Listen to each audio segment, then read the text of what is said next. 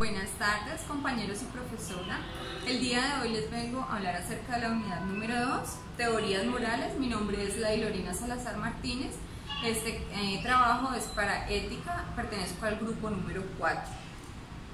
Para la docente Maura Alejandra Maeche. Yo tomé acerca de Introducción a la Filosofía, uno de los recursos entregados por la docente, en el capítulo número 2 acerca del relativismo cultural. Vamos a hacer como una breve introducción acerca de lo que es relativismo cultural. Dentro de la definición encontrada en el recurso entregado por la docente se puede decir que es una teoría acerca de la naturaleza de lo moral. ¿Qué quiere decir esto? Que nosotros la entendemos como una corriente de pensamiento que trata de entender las bases culturales distintas a la nuestra. Es decir, los valores éticos y morales varían de cultura a cultura. No todas las culturas tienen nuestros mismos pensamientos o nuestros mismos enfoques. Por eso se llama relativismo cultural, porque varía de una cultura a otra. Y por lo tanto, aquí podemos hacer un enfoque o un énfasis de que ninguna es mejor que otra. Esto lo vamos a ver mucho más adelante en una de las afirmaciones que se tienen. ¿Cuál fue el gran precursor de esta corriente o de este relativismo? Es el precursor de sociología, William Graham Sumner, quien nos indica que la forma de hacer lo correcto fue lo que nos enseñaron nuestros antepasados. ¿Qué quiere decir esto? Es la forma en cómo ellos nos transmitieron el conocimiento de lo que era correcto y de lo que era incorrecto. Dependiendo de cada sociedad, cada persona tiene, o cada grupo de personas tiene diferentes culturas, diferentes formas de hacer las cosas, y esto no quiere decir que una tenga la forma correcta de hacerla y la otra no. Como decíamos, esto varía de cultura a cultura. ¿Qué más dice el señor William? Él nos dice: en las costumbres tradicionales lo que es lo correcto, y así es porque son tradiciones, y de este modo contienen en sí misma la autoridad de los espíritus ancestrales. Cuando llegamos a las costumbres tradicionales, estamos al final de nuestro análisis. ¿Qué quiere decir esto? Que si nosotros estamos haciendo lo que nuestros antepasados tradicionalmente nos entregaron, estamos haciendo lo correcto. ¿Por qué? Porque no estamos pecando en hacer otras cosas de otras sociedades o culturas, sino que estamos haciendo lo que nos enseñaron nuestros ancestros. ¿Qué nos hace o qué permite afirmar esta afirmación de este sociólogo? Bueno, nos entrega 6 afirmaciones relativistas, las cuales dicen que, primero, diferentes sociedades tienen diferentes códigos morales. O sea, cada sociedad tiene su código moral. Cada sociedad tiene en sí mismo lo que es correcto o lo que es incorrecto.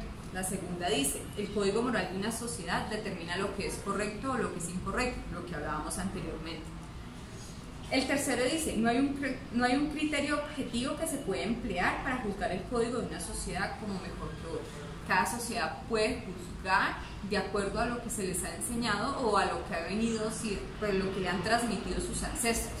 Es decir, toda la historia que trae la sociedad es lo que nos permite juzgar a esa sociedad, juzgarnos como sociedad. La cuarta nos indica: el código moral de nuestra propia sociedad no tiene categoría especial. Somos uno entre muchos. ¿Qué quiere decir eso? Que no somos mejor que ninguna sociedad.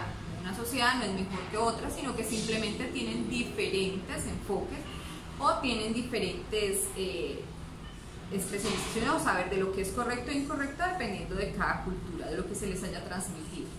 No hay una verdad universal en ética.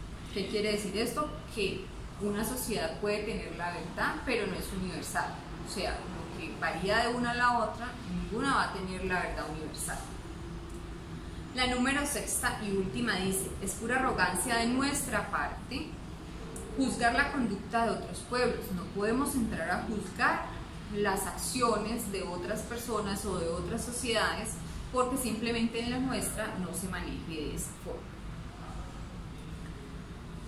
¿Qué implicaciones tuvo todas estas afirmaciones o todo esto que se habló anteriormente? Bueno, el relativismo cultural intenta tener unas argumentaciones o tener como unas como una argumentación a partir de las diferentes perspectivas, llegando a una conclusión de estatus moral. Por ejemplo, en el recurso entregado nos indican que los griegos creían que era incorrecto comerse a sus muertos, pero para los calasios esta práctica era totalmente normal y era lo que se debía hacer.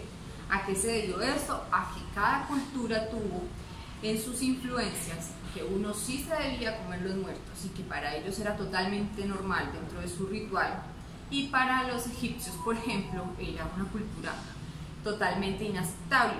Entonces, pero comerse los muertos no es objetivamente correcto ni objetivamente incorrecto, es una opinión que varía de cultura a cultura, lo que veníamos diciendo. Cada cultura es independiente dependiendo de lo que se les haya enseñado, de saber si es correcto o incorrecto. Un ejemplo en nuestra sociedad o en nuestra vida.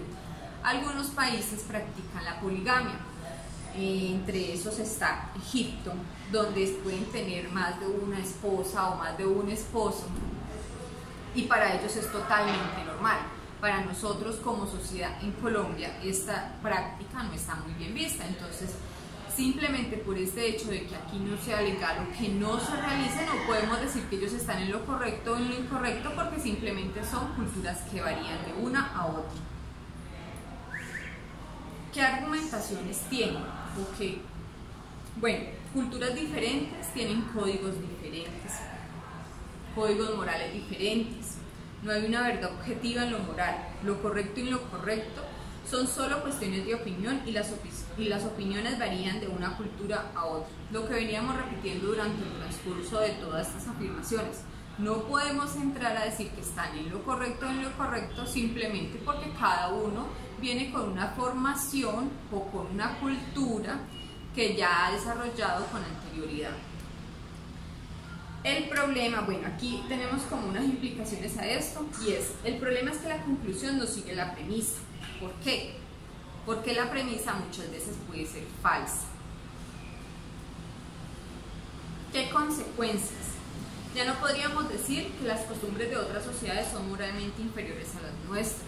Teniendo en cuenta el relativismo, no se puede dejar por debajo otras culturas porque simplemente nosotros pensamos que son costumbres que están por debajo o son inferiores a las nuestras. Solo podríamos decir si las acciones son correctas o incorrectas consultando los criterios de nuestra sociedad. Cada sociedad se puede juzgar a sí misma, pero no podemos entrar a juzgar otras sociedades. Se cuestiona la idea del progreso moral.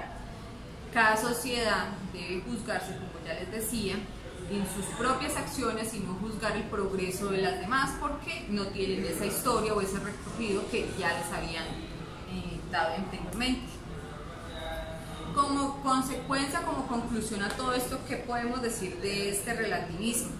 Que se plantea la identificación de lo correcto y lo incorrecto. Aquí no podemos decir que dentro de la sociedad está correcto e incorrecto.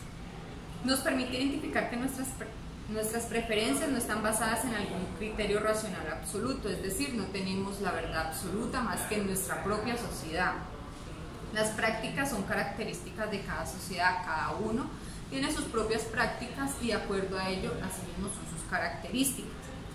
¿Qué podemos decir además de todo esto? Que debemos mantener la mente abierta. ¿Por qué? Porque cada sociedad crea su propio espacio, sus propias características, su propio desarrollo, su propia historia, lo que le permite ser diferente a las otras. Ya estos son como el final, como las conclusiones. Les dejo entonces la bibliografía tomado, como ya les había indicado, de la introducción a la filosofía moral. Muchísimas gracias.